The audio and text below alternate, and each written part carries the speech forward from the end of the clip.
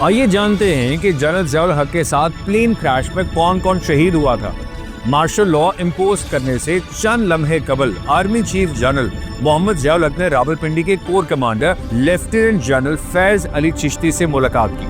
General Chishti mission پر روانہ ہونے لگے تو ضیاء الحق جنرل چشتی کے قریب آئے اور کان میں آہستہ سے بولے، دیکھو مرشد، کہیں مروا نہ دینا۔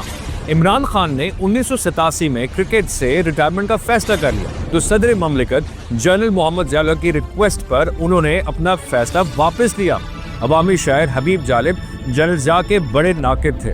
انہوں نے اپنی مشہور نظم ظلمت کو ضیاء میں جنرل ضیاء کو ابلیس سے تشبیہ دی تو انہیں کراچی سے گرفتار کر لیا۔ یہ 17 اگست 1988 کا دن تھا۔ حسب معمول جنرل ضیاء باوضو ہو کے طیارے پہ سوار ہوئے۔ جنرل اختر عبد الرحمان اور امریکی سفیر سمیت کئی اہم لوگ اس فضائی سفر میں ان کے ساتھ تھے کہ طیارہ بہاولپور کے نزدیک کریش ہو گیا۔ جنرل محمد ضیاء الحق کا جنازہ پاکستانی تاریخ کے بڑے جنازوں میں سے ایک تھا۔